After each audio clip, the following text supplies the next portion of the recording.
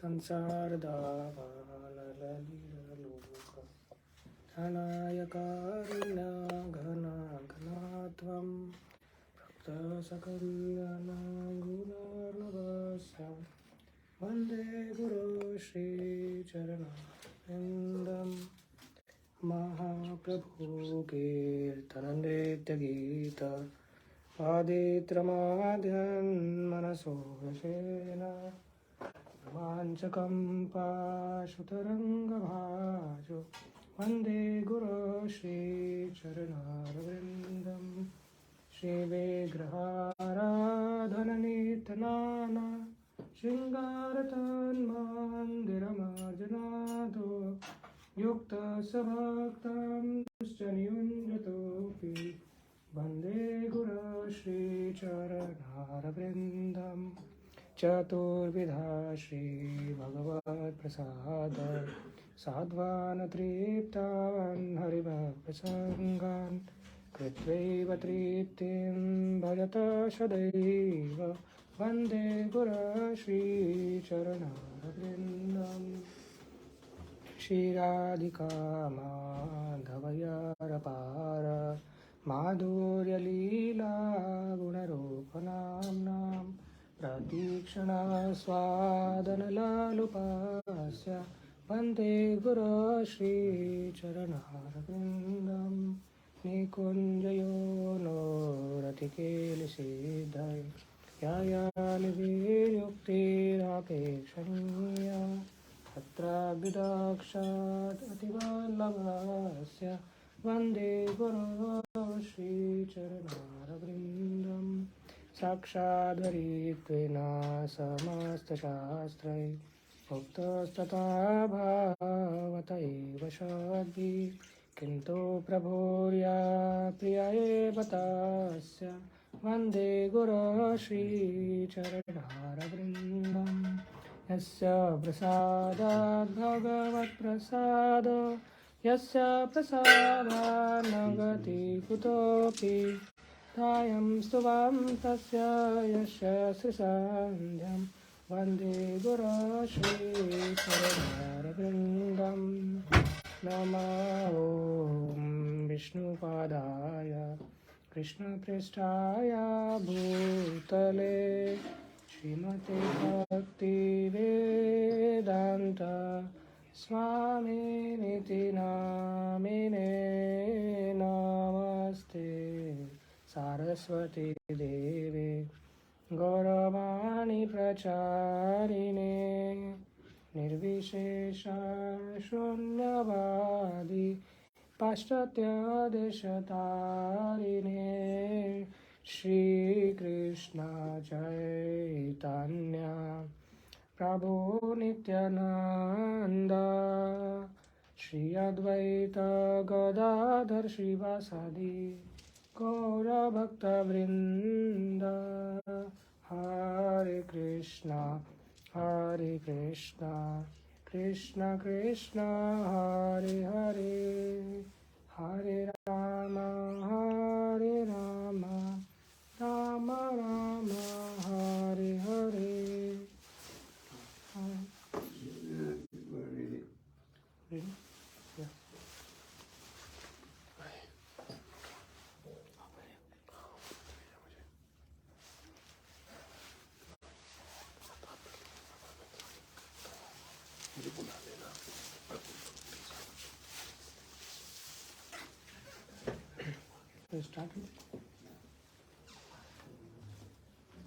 Srimad Bhagavatam, 6th Canto, Chapter 10, The Battle Between the Demigods and Vritrasura. As described in this chapter, after Indra obtained the body of the Deities, a thunderbolt was prepared from the Deities' bone, and a fight took place between Vritrasura and demigods. Following the orders of the Supreme Personality of Godhead, the demigods approached the Deity Muni and begged for his body. The Deity Muni, just to hear from the demigods about the principles of religion, jokingly refused to relinquish his body. But for higher purposes, he thereafter agreed to give it up. For after that, the body is usually eaten by low animals like dogs and jackals. The Deities Muni first merged his gross body made of 5 elements into the original stock of 5 elements and then engaged his soul at the lotus feet of the Supreme Personality of Godhead. Thus he gave up his gross body. With the help of Vishwakarma, the demigods then prepared a thunderbolt from the Deities' bones. Armed with the thunderbolt weapon, they prepared themselves to fight and got up on the backs of elephants. At the end of Satya Yuga and the beginning of Treta Yuga, a great fight took place between the demigods and the asuras. Unable to tolerate the effulgence of the demigods, the asuras fled the battle, leaving Vritrasur, their commander-in-chief, to fight for himself. Vritrasur, however, seeing the demons fleeing, instructed them in the importance of fighting and dying in the battlefield. One who is victorious in battle gains material possession, and one who dies in the battlefield attain a residence at once in the celestial heavens. In either way, the fighter benefits. Text 1. Sri Shukdev Goswami said, after instructing Indra in this way, the Supreme Personality of Godhead, Hari, the cause of the cosmic manifestation, then and there appeared from the presence of the onlooking demigods. Text 2. O King Parikshit, following the Lord's instruction, the demigods approached the Rishi, the son of Atharva. He was very liberal, and when they begged him to give his body, he at once partially agreed. However, just to hear religious instruction from them, he smiled and jokingly spoke as follows. Text 3. O elevated demigods, at the time of death, severe, unbearable pain takes away the consciousness of all living entities who have accepted material bodies. Don't you know about this pain? Text 4. In this material world, every living entity is very much addicted to his material body, struggling to keep his body forever. Everyone tries to protect it by all means, even at the sacrifice of all his possessions. Therefore, who would be prepared to deliver his body to anyone, even if it were demanded by Lord Vishnu? Purport. It is said, Atma nam sarvato rakset tato dharmam tato dhanam. One must protect his body by all means. Then he may protect his religious principles and thereafter his possessions. This is the natural desire of all living entities. No one wants to give up his body unless it is forcibly given away. Even though the demigods said that they were demanding the Deities' body for their benefit in accordance with the order of the Lord Vishnu, the Deity superficially refused to give them his body. Text 5. The demigods replied, O exalted Brahmana, pious persons like you, whose activities are praiseworthy, are very kind and affectionate to people in general. What can't such pious souls give for the benefit of others? They can give everything, including their bodies. Text 6. Those who are too self-interested beg something from others, not knowing of others' pain. But if the beggar knew the difficulty of the giver, he would not ask for anything. Similarly, he who is able to give charity does not know the beggar's difficulty, for otherwise he would not refuse to give the beggars anything he might want as charity. This verse describes two people, one who gives charity and one who begs for it. A beggar should not ask charity from a person who is in difficulty. Similarly, one who is able to give charity should not deny a beggar. These are the moral instructions of the Shastras. Chanakya Pandit says, San nimite varnam tyago vanishe nitya sati. Everything within this material world will be destroyed, and therefore one should use everything for good purpose. If one is advanced in knowledge, he must always be prepared to sacrifice anything for a better cause. At the present moment, the entire world is in a dangerous position under the spell of a godless civilization. The Krishna conscious movement needs many exalted, learned persons who will sacrifice their lives to revive God consciousness throughout the world. We therefore invite all men and women advanced in knowledge to join the Krishna conscious movement and sacrifice their life for a great cause of reviving the God consciousness of human society. Text 7. The great said, Dadichi said, just to hear from you about religious principles, I refuse to offer my body at your request.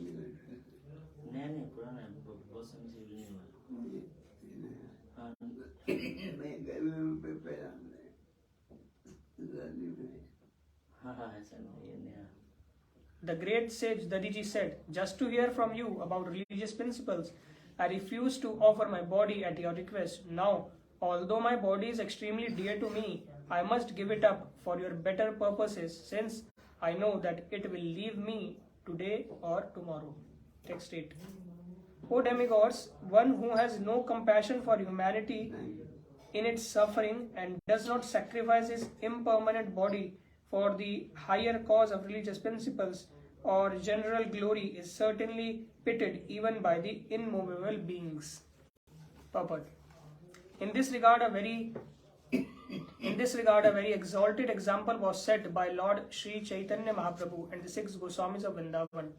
Concerning Sri Chaitanya Mahaprabhu, it is said in Srimad Bhagavatam 11.5.34, Tattva Sudushkata Surapekshitara Lakshmim Dharmast Arya Vachasa Jada Adaranyam Maya Mrigam Dayatas Yepsita Annavadhavat Vande Mahapurashate Charanara Vrindam. We offer our respectful obeisances unto the lotus feet of the Lord, upon whom one should always meditate. He left his householder life, leaving aside his eternal consort, whom even the denizens of heaven adore. He went into the forest to deliver the fallen souls, one who put into illusion by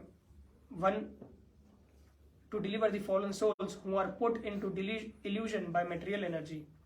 To accept sannyas means to commit civil suicide, but sannyas is compulsory at least for every brahmana, every first-class human being. Sri Chaitanya Mahaprabhu had a very young and beautiful wife and a very affectionate mother. Indeed, the affectionate dealings of his family members were so pleasing that even the demigods could not expect such happiness at home. Nevertheless, for the deliverance of all the fallen souls of the world, Sri Chaitanya Mahaprabhu took sannyas and left home when he was only 24 years old.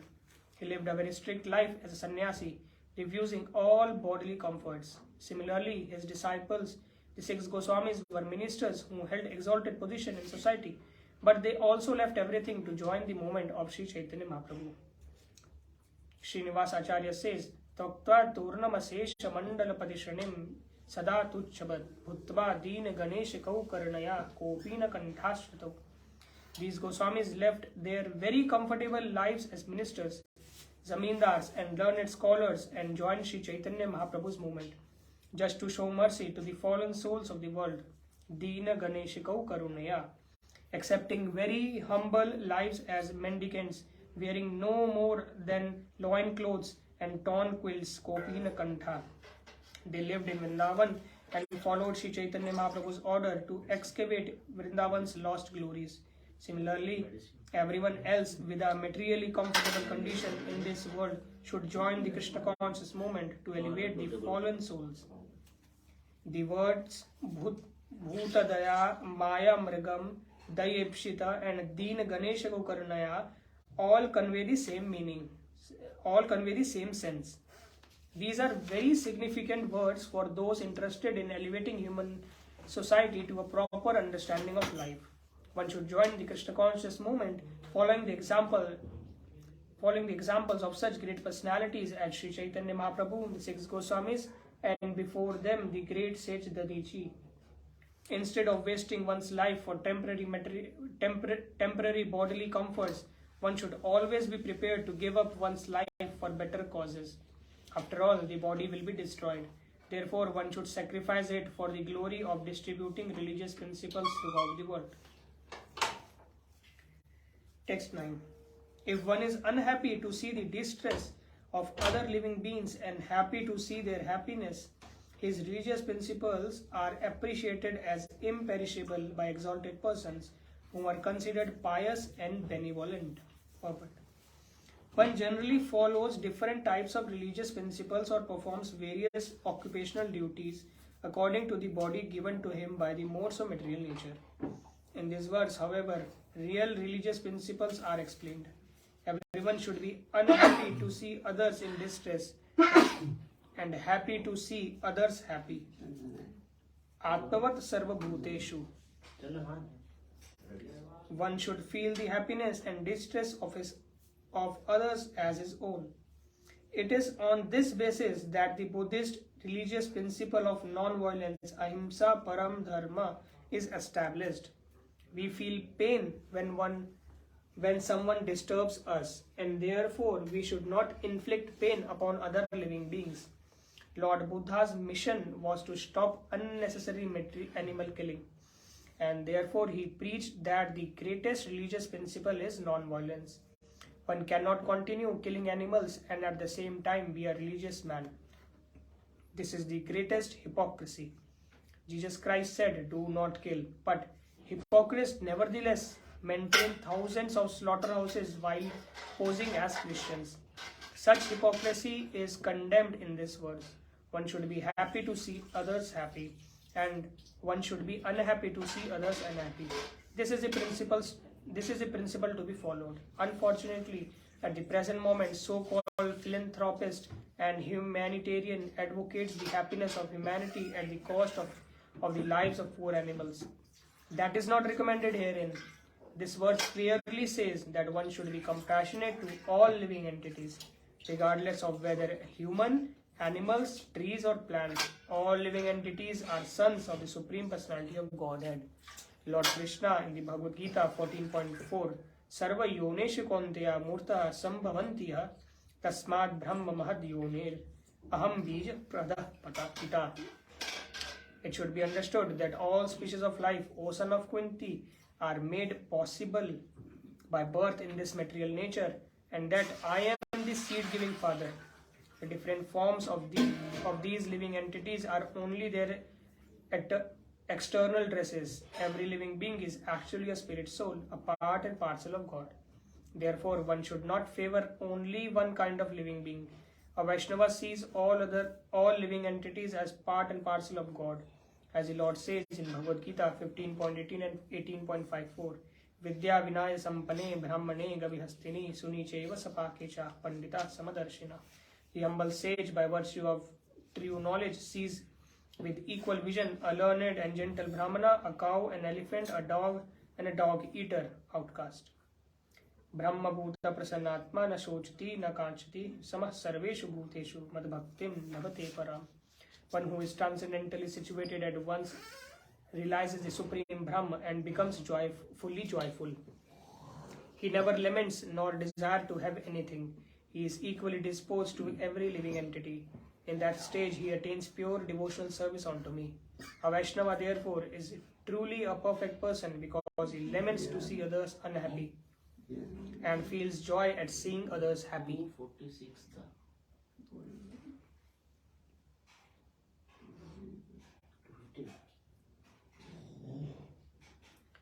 A Vaishnava is para dukkha dukhi. He is always unhappy. A Vaishnava is para dukkha dukhi. He is always unhappy to see the conditioned souls in an unhappy state of materialism. Therefore, a Vaishnava is always busy preaching Krishna consciousness throughout the world. Text 10. This body, which is eatable by jackals and dogs after death, does not actually do any good for me, the spirit soul. It is usable only for a short time and may perish at any moment. The body and its possessions, its riches and relatives must all be engaged for the benefit of others, or else they will be sources of tribulation and misery. Similar advice is also given in Srimad Bhagavatam. It is a duty of every living being to perform welfare activities for the benefit of others with his life, wealth, intelligence, and words. This is the mission of life. One's own body and the bodies of his friends and relatives, as well as one's own riches and everything else one has, should be engaged for the benefit of others. What is previous chapter name? Previous chapter name? Previous chapter name was chapter 9, Appearance of the Demon Vritrasur. And this chapter name is The Battle Between Demigods and Vritrasur. Chapter 10. Read. It is a duty of every living being to perform welfare activities for the benefit of others with his life, wealth, intelligence, and words. This is the mission of life. One's own body and the body of his friends and relatives, as well as one's own riches and everything else one has, should be engaged for the benefit of others. This is the mission of Sri Chaitanya Mahaprabhu, as stated in Chaitanya Charitamrita, Adi Leela 9.41. Bharat Bhumite Hela Manushya Janmayar, Janma Sarthak Kari Kara Paropakar. One who has taken birth as a human being in the land of India, Bharatvarsha, should make his life successful and work for the benefit of all other people. The word upakaryat means para upakar, helping others. Of course, in human society there are many institutions to help others, but because philanthropists do not know how to help others, their propensity for philanthropy is ineffectual.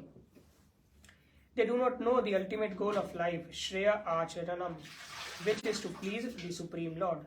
If all philanthropic and humanitarian activities were directed toward achieving the ultimate goal of life, to please the Supreme Personality of Godhead, they would all be perfect. Humanitarian work without Krishna is nothing. Krishna must be brought to the center of all our activities, otherwise no activity will have value. Text 11. Sri Shukadeva Goswami said, the Deities Muni, the son of Atharva, thus resolved to give his body to the service of the demigods.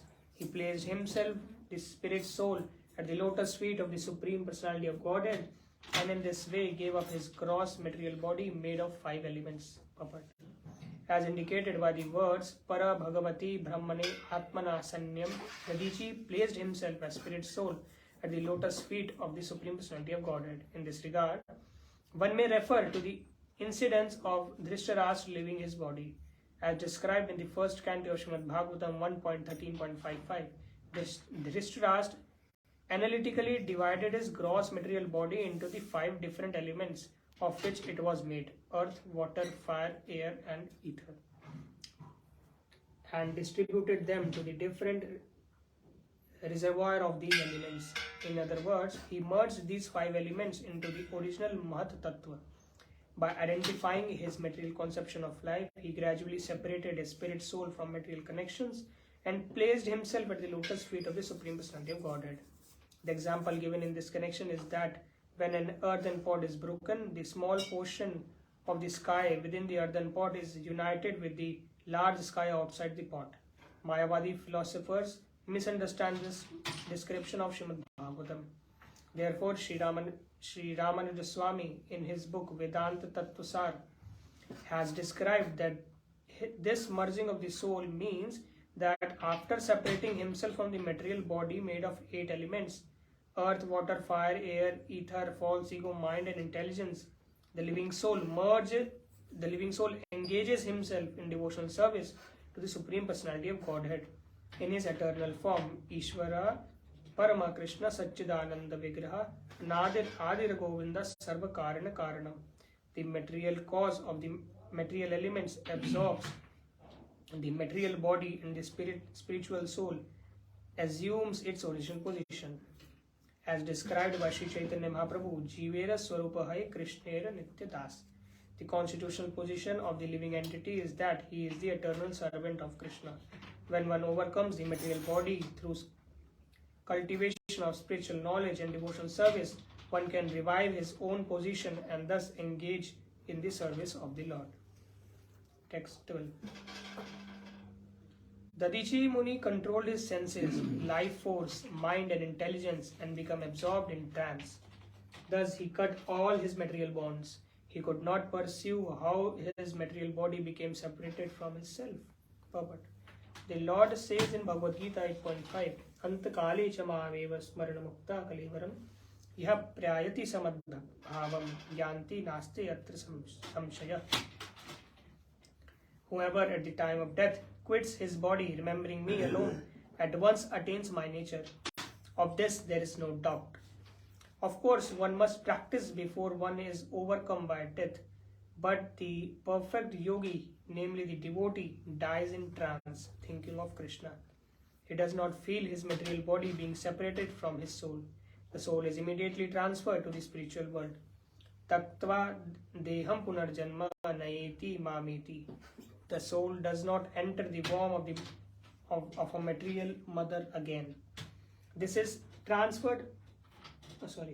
The soul does not enter the womb of a material mother again, but is transferred back home, back to Godhead. This yoga, Bhakti Yoga, is the highest yoga system as explained by Lord Himself in the Bhagavad Gita 6.47. Yoginam api sarvesham mad kata antaratmana shraddhavan bhajate yomam same yukta matomata. Of all yogis, he who always abides in me with great faith, worshipping me in transcendental loving service, is most intimately united with me in yoga and is the highest of all.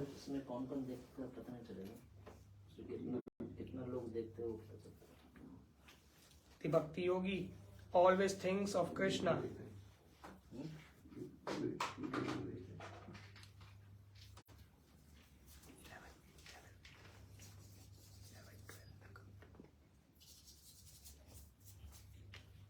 तुम्हारे 11 लोग देख रहे हैं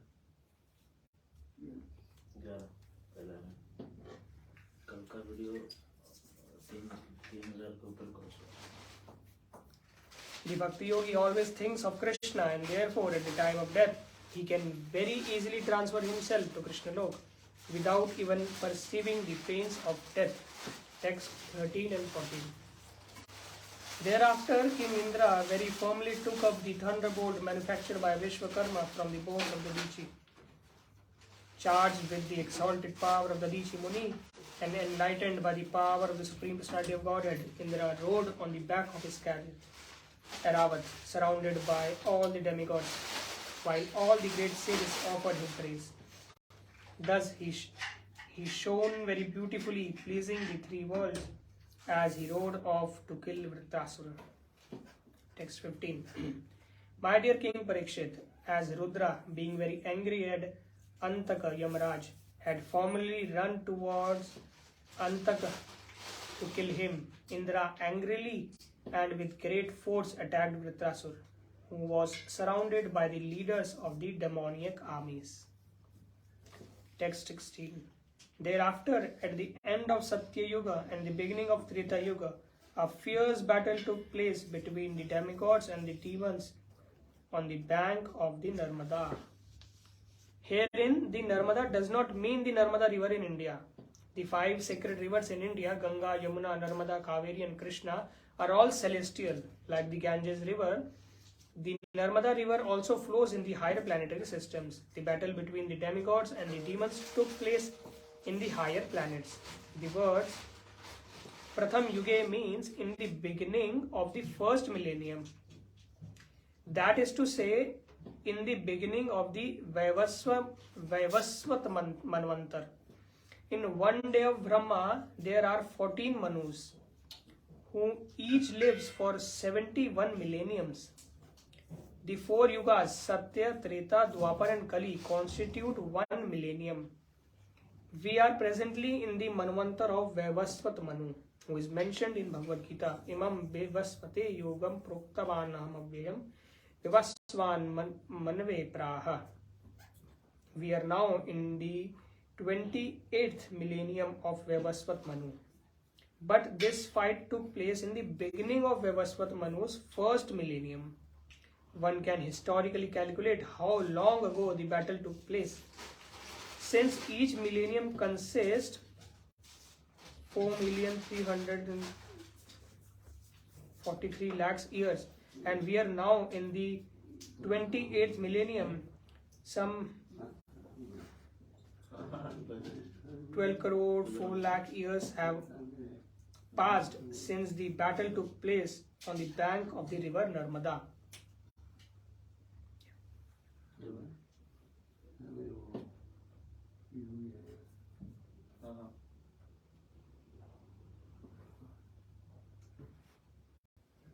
Text 17 and 18. O king, when all the Asuras came onto the battlefield headed by Vritrasura, they saw King Indra carrying the thunderbolt and surrounded by the Rudras, Vasus, Adityas, Ashwini Kumaras, Pitas, Vahanis, Marutas, Rabhus, Sadhya and Vishwadevas, surrounded by his company. Indra shone so brightly that his effulgence was intolerable to the demons. Text 19 to 22. Many hundreds and thousands of demons, demi-demons, yakshas, rakshasas, man-eaters, and others headed by Sumali and Mali resisted the armies of King Indra, which even death personified cannot easily overcome. Among the demons were Namuchi, Shambhara, Anrava, Divi Mudra, Rishabha, Asura, Hayagriva, Shankashira, Viprichiti, Ayomukha, Puloma, Brasprava, Praheti, Heti, and Utkala, roaring tumultuously and fearlessly like lions. These invincible demons, all dressed in golden ornaments, gave pain to the demigods with weapons like clubs, bloodgeons, arrows, barbed darts, mallets, and lances. Text 23. Armed with lances, tridents, axes, swords, and other weapons like stangnis and bushandis, the demons attacked from different directions and scattered all the chiefs of the demigod armies. Text 24. As the stars in the sky cannot be seen when covered by dense clouds, the demigods, being completely covered by networks of arrows falling upon them one after another, could not be seen. Text 25. The showers of various weapons and arrows released to kill the soldiers of the demigods did not reach them, because the demigods, acting quickly, cut the weapons into thousands of pieces in the sky. Text 26. As their weapons and mantras decreased, the demons began showering mountain peaks, trees, and stones upon the demigod soldiers. But the demigods were so powerful and expert that they nullified all these weapons by breaking them into pieces in the sky as before. Text 27.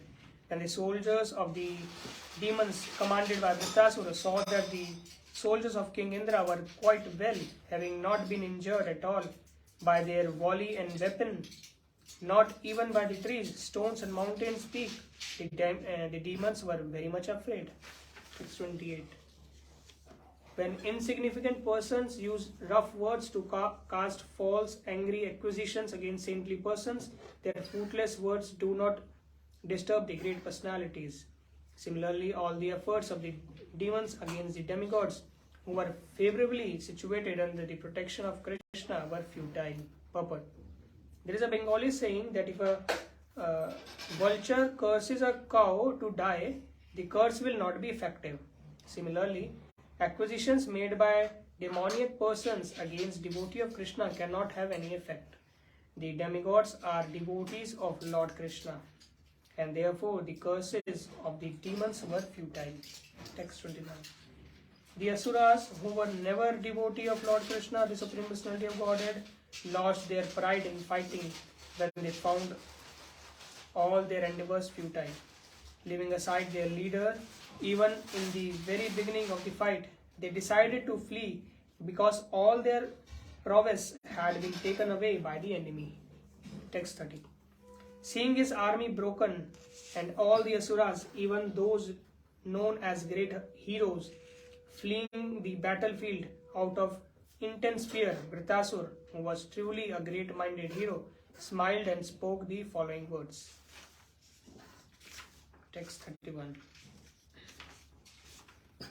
According to his position and the time and circumstances, Vritrasura, the hero among heroes, spoke words that were much to be appreciated by thoughtful men. He called to the heroes of the demons, O Viprichiti, O Namuchi, O Puloma, O Maya, Arnava, Shambhara, please hear me and do not flee. Text 32. Vritrasura said, all living entities who have taken birth in this material world must die. Surely, no one in this world has found any means to be saved from death. Even Providence has not provided a means to escape it. Under the circumstances, death being inevitable, if one can gain promotion to the higher planetary system, and we always celebrated here by dying a suitable death, what man will not accept such a glorious death? If by dying one can be elevated to the higher planetary systems and be very famous after his death, who is so foolish that he will refuse such a glorious death? Similar advice was also given by Krishna to Arjuna. My dear Arjuna, the Lord said, do not desist from fighting. If you gain victory in the fight, you will enjoy a kingdom, and even if you die, you will be elevated to the heavenly planets. Everyone should be ready to die while performing glorious deeds. A glorious person is not meant to meet death like cats and dogs. Text 33. There are two ways to meet glorious death, and both are very rare.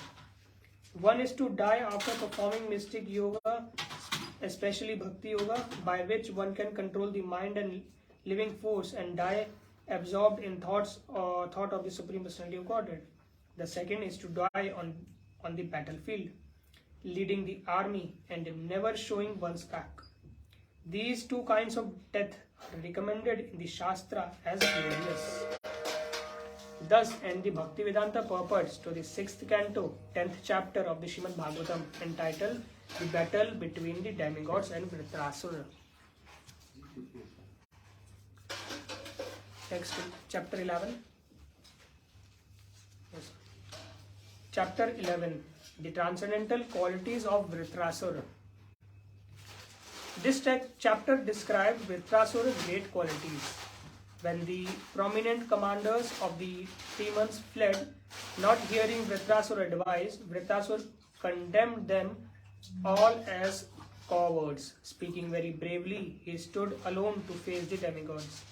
Even the demigods saw Vritrasura's attitude. They were so afraid that they partially fainted, and Vritrasura began trampling them down. Unable to tolerate this, Indra, the king of demigods, threw his club at Vritrasura. But Vritrasura was such a great hero that he easily caught the club with his left hand and used it to beat Indra's elephant. Struck by the blow of Vritrasura, the elephant was pushed back 14 yards and fell with Indra's on its back. King Indra had first accepted Vishwarupa as his priest and thereafter killed him. Reminding Indra of his heinous activities, Vritrasura said, if one is a devotee of the Supreme Personality of Godhead, Lord Vishnu, and depends on Lord Vishnu in every respect, then victory, opulence and peace of mind are all inevitably available. Such a person has nothing for which to aspire in the three worlds. The Supreme Lord is so kind that he especially favors such a devotee by not giving him opulence that will hamper his devotional service. Therefore, I wish to give up everything for the service of the Lord. I wish always to chant the glory of the Lord and engaged in his service. Let me become unattached to my worldly family and make friendships with the devotee of the Lord. I do not desire to be promoted to the higher planetary system, even to Dhruvalok or Brahmalok, nor do I desire an unconquerable position within this material world. I have no need for such things. Text 1. Shri Shukdev Goswami said, O King Vritrasura, the commander-in-chief of the demons, advised his lieutenants in the principles of religions. But the cowardly demoniac commanders, intent upon fleeing the battlefield, were so disturbed by fear that they could not accept his words. Text 2 and 3. O King Parikshit, the demigods, taking advantage of a favorable opportunity presented by time, attacked the army of the demons from the rear and began driving away the demoniac soldiers, scattering them here and there, as if their army had no leader. Seeing the pitiable condition of his soldiers, Vritrasur, the best of the Asura, who was called Indrashatru, the enemy of Indra, was very much aggrieved. Unable to tolerate such reverse, he stopped and forcefully rebuked the demigods, speaking the following words in an angry mood. Text 4. O demigods, these demoniac soldiers have taken birth uselessly. Indeed, they have come from the bodies of their mothers exactly like stool. What is the benefit of killing such enemies from behind while they are running in fear? One who considers himself a hero should not kill an army who is afraid of losing his life. Such killing is never glorious, nor can it promote one to the heavenly planets. Purport. Vritrasur rebuked both the demigods and the demoniac soldiers because the demons were running in fear of their lives and the demigods were killing them from behind. The actions of both were abominable. When a fight takes place, the opposing parties must be prepared to fight like heroes. A hero never runs from the field of battle. He always fights face to face, determined to gain victory or lay down his life in the fight. That is heroic. Killing an enemy from behind is also inglorious. When an enemy turns his back and runs in fear of his life, he should not be killed. This is the etiquette of military science. Vritrasur insulted the demoniac soldiers by comparing them to the stool of their mothers. Both stool and a cowardly son come from the abdomen of the mother. And Vritrasur said that there is no difference between them.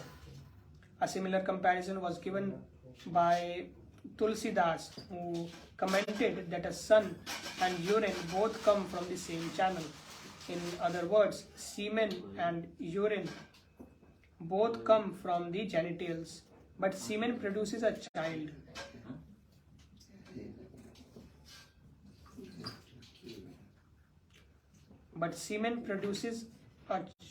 Whereas urine produces nothing. Therefore, if a child is neither a hero nor a devotee, he is not a son but urine. Similarly, Chanakya Pandit also says, Ko arthaputrena jatena yo na vidya na dharmika kanena chakshusha kimva chakshu pidva kevalam. What is the use of a son who is neither glorious nor devotee of the Lord? Such a son is like a blind eye, which simply gives pain but cannot help one see. Text 5. O insignificant demigods, if you truly have faith in your heroism, if you have patience in the course of your hurt, and if you are not ambitious for sense gratification, please stand before me for a moment. Purport. Rebuking the demigods, Vritrasur challenged, O demigods, if you are actually heroes, stand before me now and try to show your prowess. If you do not wish to fight, if you are afraid of losing your lives, I shall not kill you. For unlike you, I am not so evil-minded as to kill persons who are neither heroic nor willing to fight. If you have faith in your heroism, please stand before me. Text 6. Shukdev Goswami said, Vritrasur, the angry and most powerful hero, terrified the demigods with his stout and strongly built body. When he roared like a resounding voice, nearly all living entities fainted. Text 7. When all the demigods heard Vritrasur's tumultuous roar, which resembled that of a lion, they fainted and fell to the ground as if struck by thunderbolts. Text 8. As the demigods close their eyes in fear, Vritrasura, taking up his trident and making the earth tremble with his great strength, trampled the demigods beneath his feet on the battlefield, the way a mad elephant tramples hollow bamboos in the forests. Text 9. Seeing Vritrasura's disposition, Indra, the king of heaven, became intolerant and threw at him one of his great clubs, which are extremely difficult to contract. However, as the club flew toward him, Vritrasura easily caught it with his left hand. Text 10. O King Parikshit, the powerful Vritrasura, the enemy of King Indra, angrily struck the head of Indra's elephant with that club, making a tumultuous sound on the battlefield. For this heroic deed, the soldiers on both sides glorified him. Text 11. Struck with the club of Vritrasura like a mountain struck by a thunderbolt, the elephant Eravat, feeling great pain and spitting blood from his broken mouth, was pushed back 14 yards. In great distress, the elephant fell with Indra on its back. Text 12. When he saw Indra's carrier elephant thus fatigued and injured, and when he saw Indra morose because his carrier had been harmed in that way, the great soul Vritrasura, following religious principles, refrained from again striking Indra with the club. Taking this opportunity, Indra touched the elephant with his nectar-producing hand, thus relieving the animal's pain and curing its injuries. Then the elephant and Indra both stood silently. Text 13.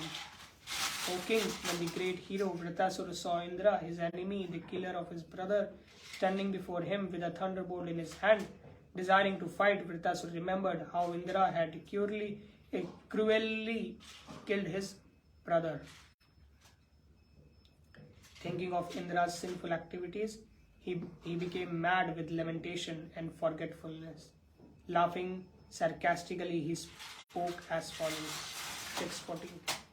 Shri Vritrasura said, "He who has killed a Brahmana, he who has killed his spiritual master, indeed, he who has killed my brother is now, by good fortune, standing before me, face to face, as my enemy.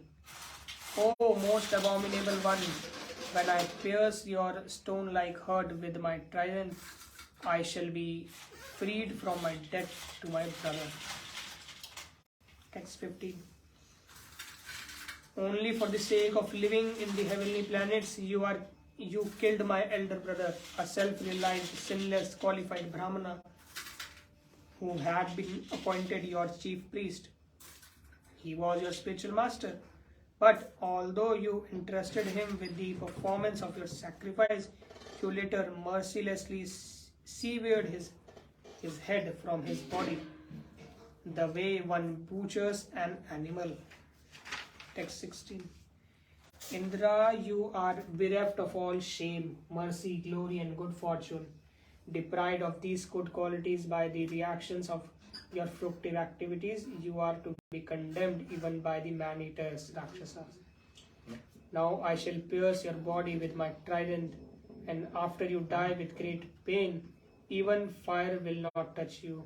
Only the vultures will eat your body.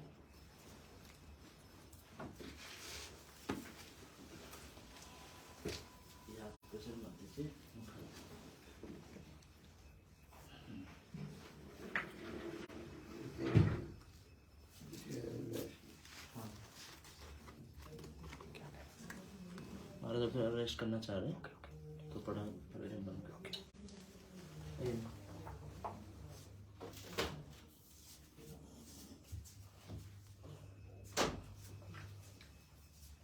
समय